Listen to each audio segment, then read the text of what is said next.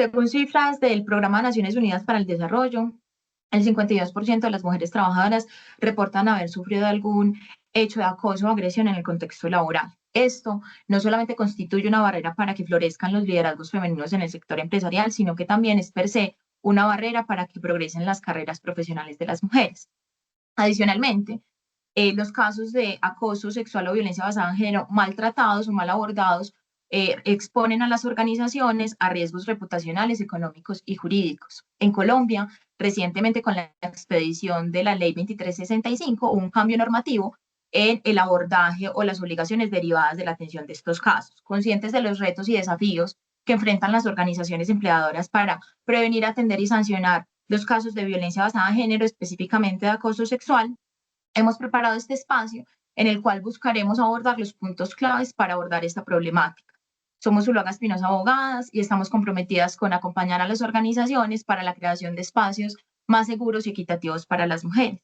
Mi nombre es Gileni Roldán, soy abogada y soy la coordinadora del área de buenas prácticas de género de Zuluaga Espinosa Abogadas. Me acompañan en esta oportunidad Julie Tatiana Moreno, quien es parte del equipo jurídico del área de buenas prácticas de género, y Laura Marín, quien lidera el área laboral de la firma.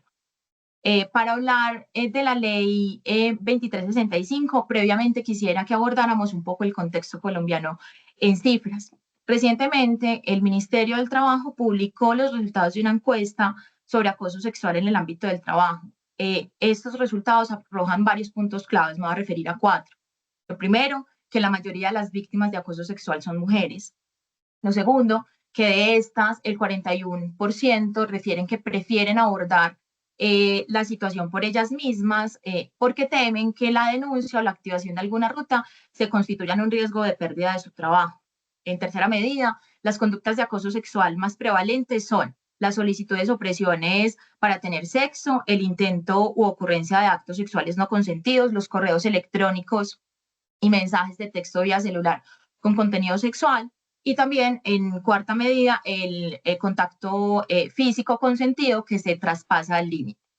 Un último punto que quisiera destacar es que, aunque la mayoría de las personas encuestadas no perciben estas conductas como acoso sexual y no se reconocen como víctimas de este tipo de actos, cuando se les preguntan directamente por la ocurrencia de estas acciones en el contexto laboral, se identifican que las mismas han acaecido en el decurso digamos, su actividad laboral.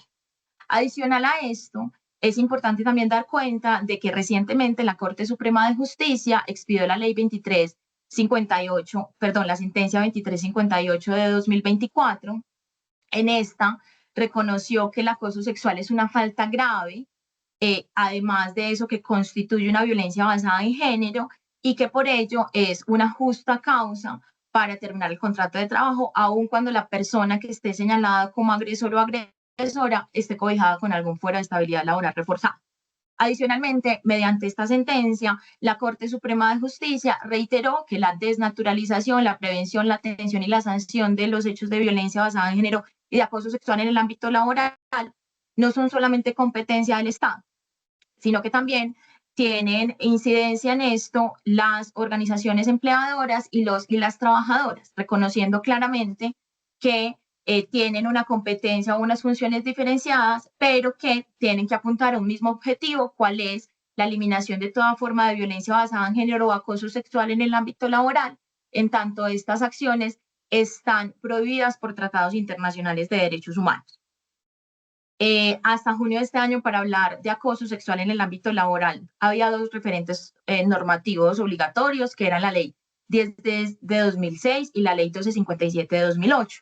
Y aunque estas normas seguirán siendo de importante y permanente consulta, la ley 2365 entra a nutrir todo el cuerpo normativo para el tratamiento de casos de acoso sexual de una forma muy integral, ya que recoge los puntos centrales que la jurisprudencia, especialmente la constitucional, ha venido decantando en la materia. Esto se ve reflejado en el objeto de la ley, que nombra que tiene como objeto la prevención de los casos de acoso sexual con esto la garantía de los derechos fundamentales a la igualdad, la no discriminación y el derecho a vivir una vida libre de violencias, no solamente en el contexto laboral, sino que también hace extensivo, digamos, el objeto de la ley a el contexto educativo en las instituciones de educación superior, en el SENA y en las instituciones para el trabajo y el desarrollo humano.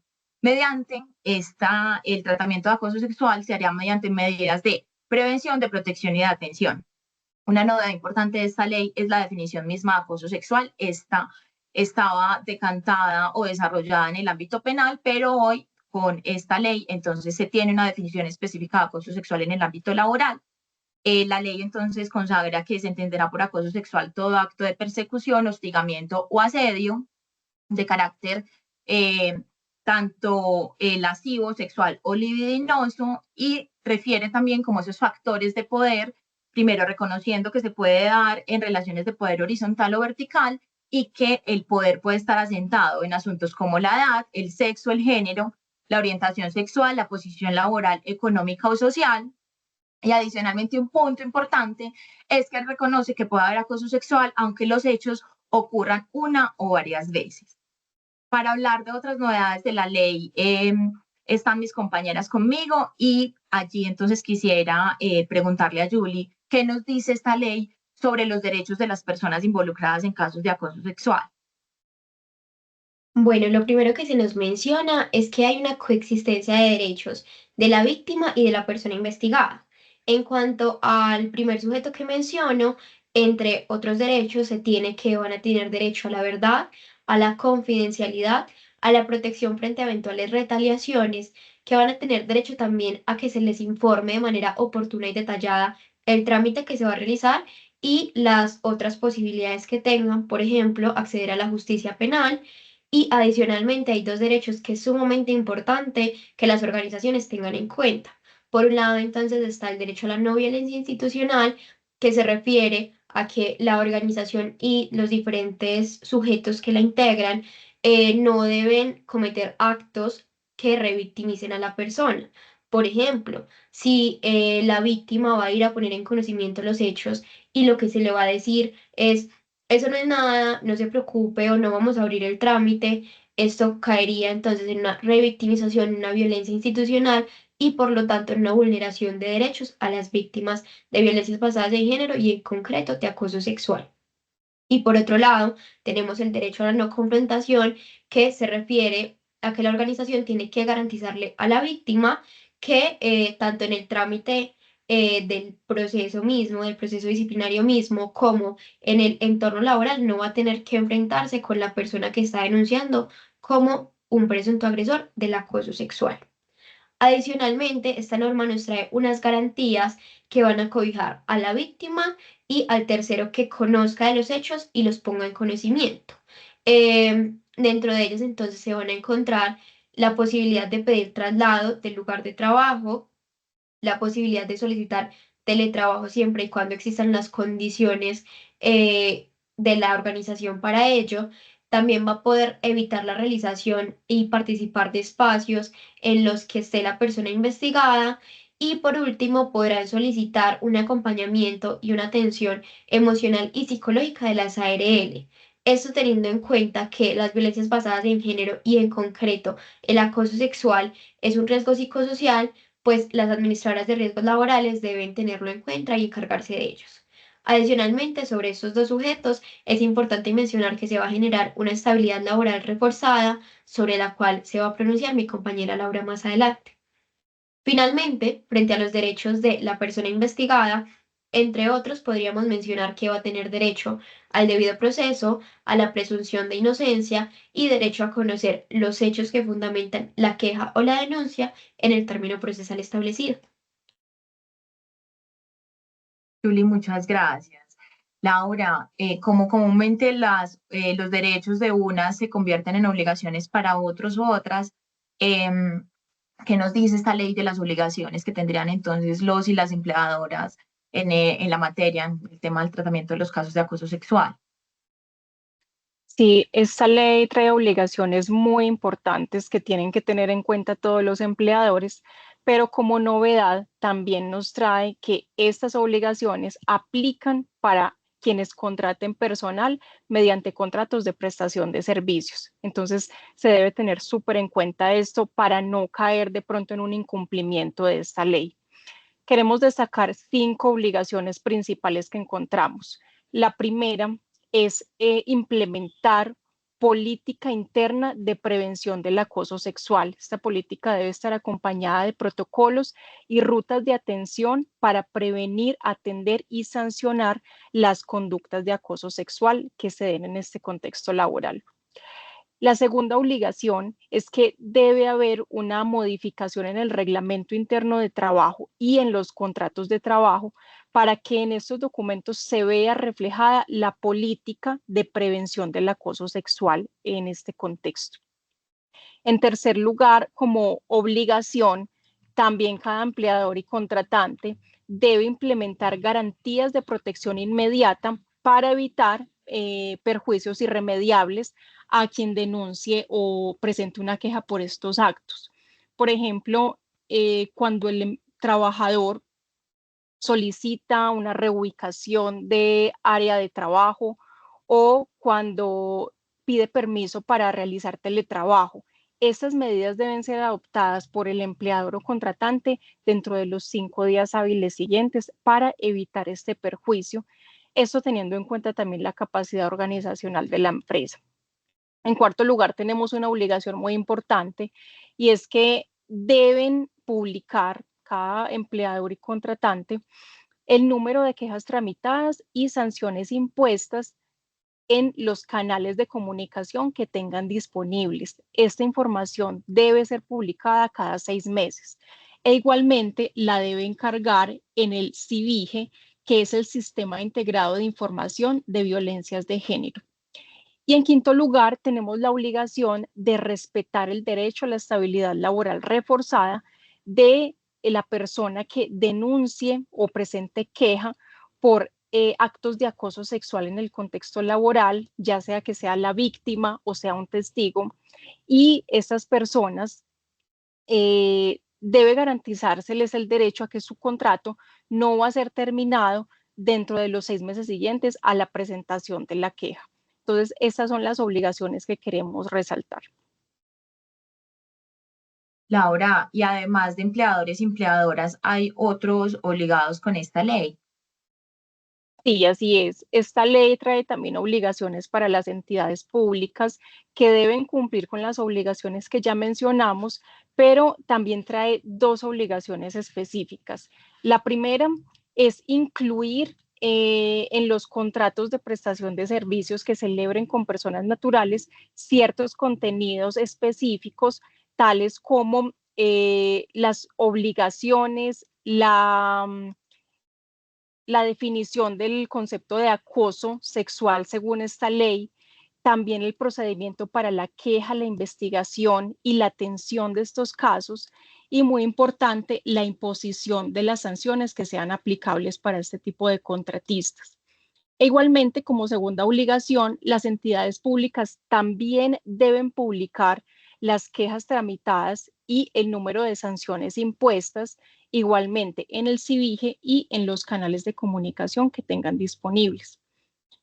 Respecto a las ARL, también se configuran ciertas obligaciones, principalmente encaminadas a fortalecer la atención, protección y prevención del acoso sexual en el contexto laboral. Estas obligaciones van a ser ya más detalladas en el Plan Transversal para la Eliminación del Acoso Sexual, que ahora vamos a hablar más de eso. Gracias, Laura. Laura, empleadores y otros obligados con esta ley, ¿están obligados desde cuándo? ¿Esta ley tiene vigencia inmediata? ¿Hay algún asunto que condicione el cumplimiento de las obligaciones derivadas de esta?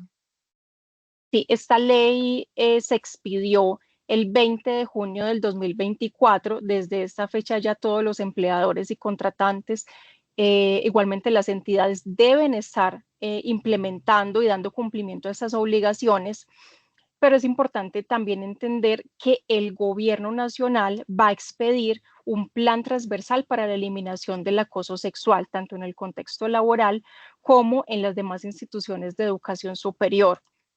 Para esto, el gobierno tiene el término de 12 meses contados a partir de la expedición de esta ley, y en este plan transversal se va a especificar mucho más cómo va a ser el cumplimiento de estas obligaciones. Bueno, creo que es importante entonces acá destacar que ya han pasado 5 meses desde la expedición de esta ley y claramente empleadores públicos y privados tendrían que estar ya organizando su normativa interna y su institucionalidad interna para pues no ser sujetos de eventuales sanciones por el incumplimiento. Sobre este último punto, ¿a qué se expone quien incumpla el contenido de esta ley? Así es, a los que incumplan estas obligaciones que ya están muy determinadas, se pueden exponer a sanciones que imponga el Ministerio del Trabajo, que es el órgano que inspecciona, vigila y controla este cumplimiento. Pueden ser, por ejemplo, multas. Al respecto, hay algo muy específico sobre el derecho a la estabilidad laboral reforzada, es que cuando se evidencia el desconocimiento de este derecho, el Ministerio del Trabajo puede imponer multas que van desde un salario mínimo diario hasta 5.000 salarios mínimos legales diarios vigentes. Eso también va a ser reglamentado dentro de los 6 meses para que estas sanciones se impongan con criterios de razonabilidad dependiendo del tamaño de la empresa. Igualmente, cuando se presentan incumplimientos de estas obligaciones, los empleadores se pueden ver expuestos a demandas laborales o demandas por parte de contratistas a los que se les haya vulnerado este tipo de derechos.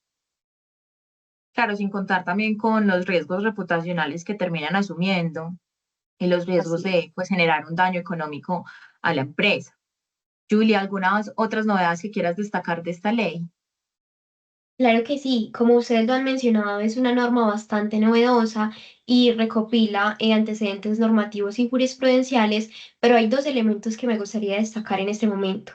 El primero es que se establece ante quién y cómo se debe interponer la queja. En un principio nos dice que se debe interponer ante el empleador a través de cualquier mecanismo electrónico, físico o verbal, siempre y cuando se establezcan las circunstancias de tiempo, modo y lugar en la que se dieron los hechos.